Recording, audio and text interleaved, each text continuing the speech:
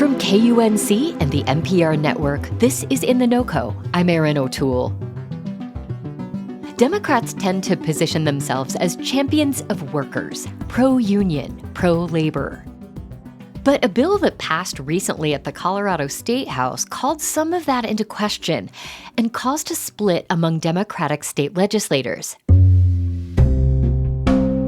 Earlier this month, lawmakers voted to scale back overtime rules for farm workers. The vote followed several days of intense debate before 11 Democrats ultimately voted with Republicans to pass the bill. Supporters argue that existing overtime laws in Colorado hurt farmers by forcing them to pay steep overtime wages for farm labor, and say the rules often have the effect of reducing how much work seasonal farm laborers can get. But opponents of the bill say this move weakens protections designed to prevent the exploitation of farm laborers. So why did 11 Democrats split from their caucus to support the bill? Ray Solomon covers the state capitol for the Colorado Capitol News Alliance. She talked with me about what changes with this bill and what happens next for people who work in Colorado's farming industry. Ray, for most industries, overtime kicks in when an employee works 40 hours in a week. Briefly, what are the current overtime thresholds for farm workers, and why are they different from other industries? Right now, the overtime threshold for farm workers are a little bit variable. For most farm workers and most farm work, it's 48 hours a week, so 8 more hours than most of the rest of the economy.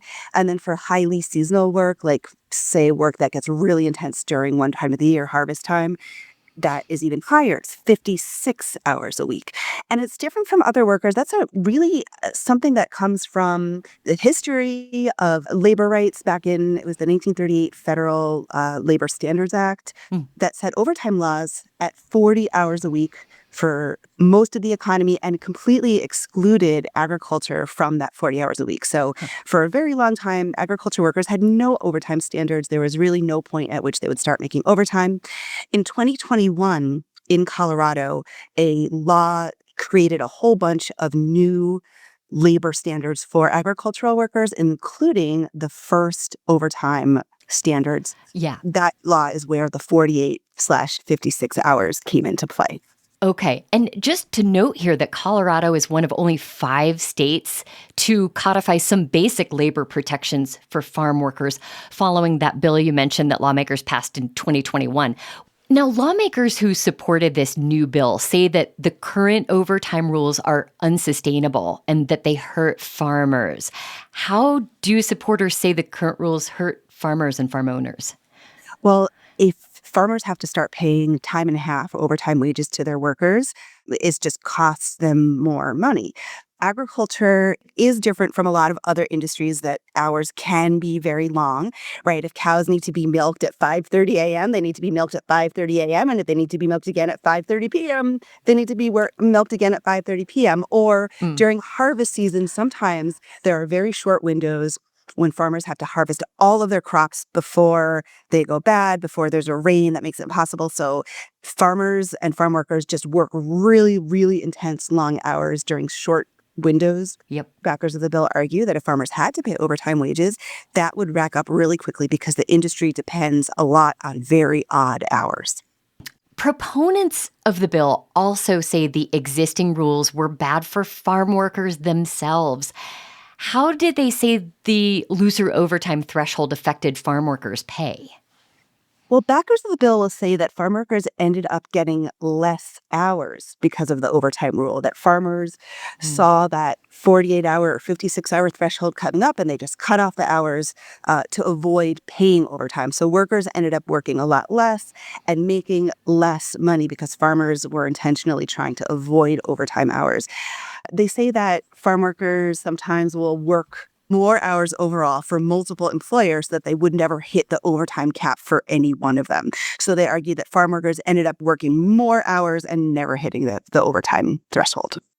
Some advocates for farm workers say this rollback of overtime kind of obscures the other factors that drive up costs for farmers, like tariffs, higher fuel prices. What did the head of the farm workers union say about that?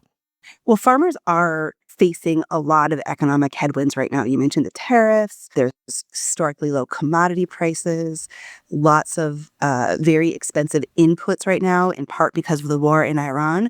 But the union will say it's not the farm workers' responsibility to bear the brunt of that, to balance farmers' books on their own backs. Farm workers are often some of the lowest paid, most vulnerable people, workers in our society, and it's not their responsibility to make sure things balance out for farmers. Well, I want to talk about the vote here.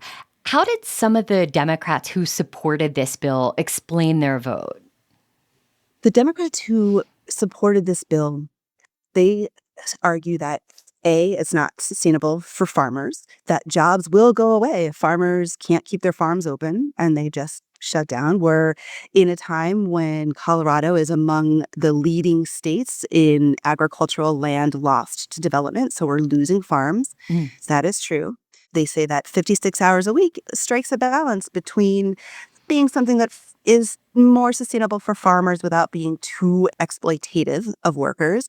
And they say that workers want this bill. They say workers don't want a lower overtime threshold because they don't want to lose hours. You wrote that this was a divisive vote. It had support from all state Republicans and just 11 Democrats who supported it. Ultimately, it passed by only one vote. Ray, what do you think this bill's passage says about Colorado Democrats and their stance on labor rights in 2026? It's very nuanced because this is a little bit of an outlier. The same Democratic senator who sponsored this bill to increase overtime threshold for agricultural wages is also sponsoring another bill at the same time to increase protections for meat packers. I'm talking about Majority Leader Robert Rodriguez. So it's a little bit hard to conceptualize how to square that circle. It seems like there's some competing internal logic going on in the Democratic Party. They are clearly not in lockstep. There are clearly some divisions. You know, people do not end up on the same side of an issue on every bill. And it's really hard to say that there's a trend or that it means something bigger.